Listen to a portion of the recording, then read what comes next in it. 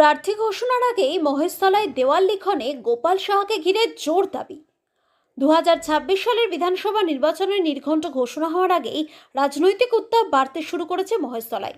মহেশতলা বিধানসভার অন্তর্গত মহেশতলা পৌরসভার 25 নম্বর ওয়ার্ডের 188, 189 এবং 180 নম্বর বুথ এলাকায় শুরু হয়েছে তৃণমূল কংগ্রেসের জোরদার দেওয়াল লিখন কর্মসূচি।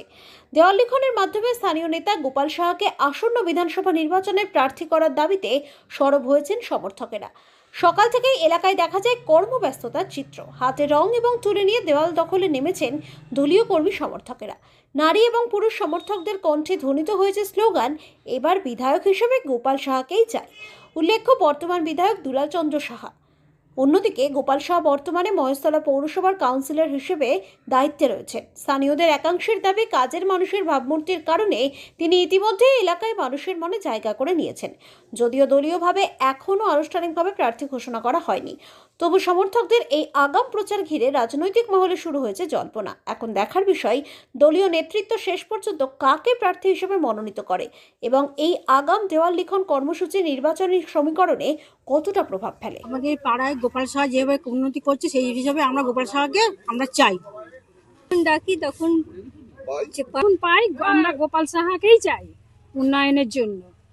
যেভাবে আমাদের পাশে থাকছে সেইভাবে আমরা চাই। আর গোপাল সাহাকে যখনই আমরা ফোন করি তখনই আমাদের পাশে থাকে, আমাদের উন্নয়ন করে যায়। এই চাই, গোপাল সাহা ছাড়া আমরা আর অন্য কাউকে চাই না। আপনার নাম? আমার নাম বাসন্তী পাল। নিবাসী। আমার একটা জমির সমস্যা ছিল, বহু বছরের, 50 বছরের সমস্যা। কোনো পার্টি, যত পার্টি এসছে দীর্ঘদিন ধরে সমস্যার সমাধান করতে পারেনি। আজকে গোপালদা এসে রিসেন্ট ওদিক থেকে রাস্তা বের করে। গোপাল সাহা যেভাবে আমাদের পাড়ায় উন্নতি করছে সেইভাবেই আমরা যেন ওনাকে সবসময় পাশে পাই। সবাই গোপাল সাহাকে আমরা দেখতে চাই নির্বাচনে। আপনার নাম? মিলন ঘোড়ই। আমরা উলুডাঙ্গা নিবাসী। আমাদের উলুডাঙ্গা একটা জমির সমস্যা ছিল আজ থেকে 50 বছর আগে। যত পার্টি এসছে দীর্ঘদিন ধরে এই সমস্যার সমাধান করতে পারেনি।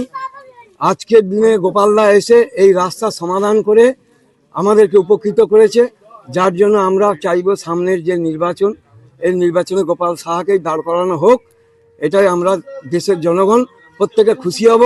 গোপালদাকে আমাদের দেশবাসী বাটানগর জুড়ে যেদিকেই যাচ্ছি প্রত্যেকেই বলছে এরকম ভগবান।